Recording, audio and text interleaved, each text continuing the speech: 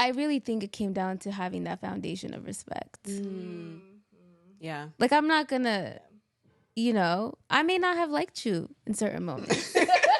I'm being real. That's real. I'm being real. That's like, because I don't want to sit here and sugarcoat everything. Like, no, But we always loved each other. but we still, like, yeah, we may not have liked each other, but we loved each other, and sometimes we needed time apart, and we needed to cool off. But at the end of the day, I respected these two women, and I knew that y'all weren't going anywhere. We just had to work through what we had to work through. And Michelle, like, I remember hearing a podcast about when Michelle was talking about the hardest time she went through with Obama when they had the kids.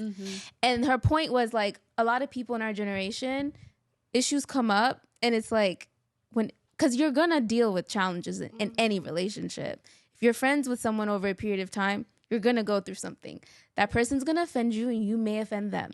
But it's how you approach that situation, your willingness to work through it, have those tough conversations, being open-minded, you know what I mean? Like, it's easier said than done. You know what I mean? Can we come back to that? Because I feel like we are in cancel culture, right? Yeah. We are in the culture where, like, I remember there was a season, everybody was posting on Instagram or on social media just about, like, blocking friends who no longer serve you, or, like, not dealing with people who no longer serve you. Like, how do you all feel like we were able to navigate that? And, like, what thoughts do you even have about that? Like I said, I really think it comes down to respect. Like, yeah, I'm not going to lie, there's some people in my life that kind of operate in that realm right now, even, and I've recognized it. And I'm at a point where it's like, if that's where you want to move, then that's on you. But I'm always here if you're willing to talk. You know what I'm saying? And, like,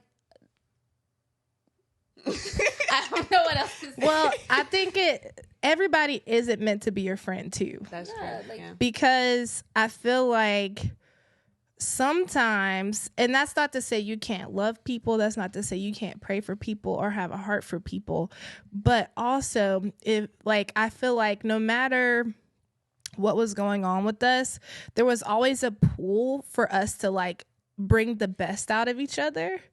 Like, in every way, from business to faith, from everything. And I feel like a lot of times when you're bringing the best out of each other, kind of like what you were saying on your episode 2, Come on now. a lot of times when you have people who are, like, in your life to kind of help you, or, like, if God placed them in your life, a lot of times they can check certain things about you that is hard to hear, but I feel like it makes you better. If you haven't built yourself up enough to, like, handle that and not get so offended that you just cut that person off, and you're not open to hearing what they have to say, a lot of times those friendships aren't going to work. And those are sometimes the friends that maybe you don't really, you may need in your life, you may not. But if no one is willing to change, or willing to hear you, or willing to try to, like, uplift you too, or make you better, like, you need those people in your life who want to see the best for you. Right. I was going to say too, piggybacking off of what you just said about, not every friend is your friend, or not every friend is right for you in that season. Yes, right. Exactly. And so for example, I know I went through an evaluation period when I turned 30. I was a mom, I was a wife, and I honestly just did not have the time to give to all the millions of friends that I had accumulated in my 20s, right? Yeah. And so I really had to evaluate each friend. And I almost interviewed all my friends. They all could probably remember me calling them and asking them, and not like an interview, but just really kind of like checking in with each, do we still, like, serve each other? Am I still beneficial to you as a friend? Do you feel like, that you're beneficial to me? Like, and really just checking in, because I think sometimes people stay in friendships because of longevity too. And it's no longer serving. And it's not to say, like, serving you from a place of, like, they're supposed to be doing things for you. Right. But it's to say, I believe there's just different seasons you have in your life. Exactly. And some people will bring you closer to the purpose God has called for you. And some people will take you further away. And so it's like evaluating, does this person bring me closer to God?